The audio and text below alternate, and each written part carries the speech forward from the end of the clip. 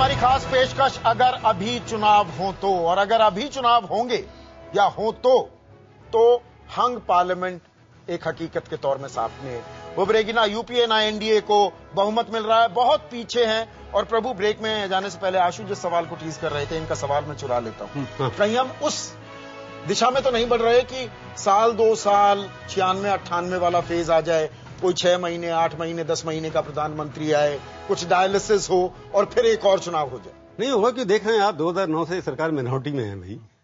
206 MP लेकर के सरकार सब छोड़ के भाग्य वोट उनके खिलाफ फिर भी नहीं करते।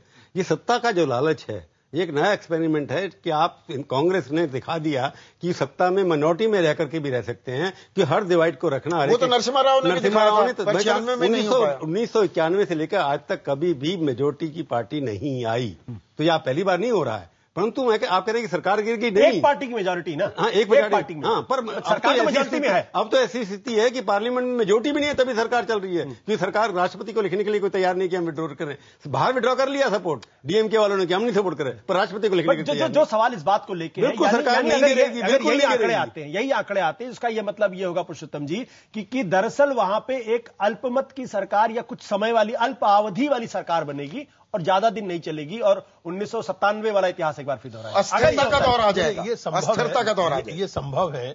लेकिन मैं फिर से आपसे कहूं कि त्यागी जी ने जो कहा उस बात पर ध्यान दीजिए। उन्होंने 2 बातें एक साथ कही कि सब कुछ मेरे मुंह से मत कहलवाइए, और दूसरा ये कि भाजपा ने नरेंद्र मोदी को आगे करके गैर कांग्रेसवाद को समाप्त कर दिया है। उसमें संकेत नहीं थे, उसमें संकेत नहीं थे, कांग्रेस हो सकती है। जिस बात की आप संकेत करें, यह देश उस राजनीतिक दुर्घटना से बचना चाहता है जब देवी गौरव राय की गुजराल के नेतृत्व में सरकार बने, और यही दुर्घटना, यही राजनीतिक दुर्घटना भारतीय जनता पार्टी की बढ़त को बनाएगी। और मैं आपको बता दूं कि इस चुनाव में आप कहें काल्पनिक है और ऑप्टिमिज्म है, चौंकाने वाले आंकड़े भारतीय जनता पार्टी के पक्ष में आए। चलिए Sanjay ji, last word from you. देखिए, अभी चुनाव में 10 महीनों का समय है, कम से कम ऐसा हमारा अनुमान है। ये आंकड़े बदल सकते हैं। ये आंकड़े जो हैं हमने जून आखिरी और जुलाई के पहले सप्ताह में हमने इकट्ठा किए।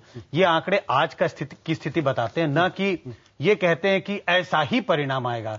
10 महीनों में स्थिति बदल सकती है, बिल्कुल। ये सब 10 महीनों के अंदर स्थिति बदल सकती है। इसीलिए हमने कहा था अगर अभी चुनाव हो तो, हमारे कार्यक्रम का नाम था अगर अभी चुनाव हो तो। यह स्थिति आज की है। आने वाले दिनों में राजनीति में कहते हैं 1 हफ्ता बहुत वक्त होता है, चर्चिल कहते हैं 1 हफ्ते के अंदर बहुत कुछ बदल जाता है राजनीति के अंदर। यहां तो भी 7 से 8-9 महीने का वक्त है। ऐसे में बहुत कुछ हो सकता है, बहुत कुछ बदल सकता है। और आज की तस्वीर हम बता देते हैं, आज की बड़ी खबर यह बदल सकती है, जैसा आशुतोष कह रहे हैं। यूपीए के खाते में 149 से 157 सीटें, एनडीए 172 से 180 सीटें, बसपा 15 से 19, सपा 17 से 21, वामखेमा 22 से 28, अन्य के खाते में 147 से 155। हंग पार्लियामेंट अगर अभी चुनाव हो तो, अगर यह हंग पार्लियामेंट तब नहीं होगी जब 147 से 155 का आंकड़ा घट के काफी कुछ घट जाएगा। ऐसे में हमारा ये विशेष कार्यक्रम जो हम लगातार पिछले 5 दिनों से कर रहे थे, आज यहीं पर समाप्त करते हैं। और हम आपको बताना चाहते हैं कि हिंदुस्तान के इतिहास में कम से कम ये सबसे कॉम्प्रहेंसिव सर्वे हम इसको कह रहे हैं, जहां 5 दिनों तक हमने इसको एक्सप्लेन करने की कोशिश की, सिर्फ इसलिए ताकि हम जनता का मिजाज क्या है, देश क्या सोच रहा है, राजनीति किस दिशा में जा रही है, ये बताने के लिए। बहुत बहुत शुक्रिया आपका हमारा कार्यक्रम देखने के लिए। आज बस इतना ही, वक्त फिर ब्रेक। नमस्कार।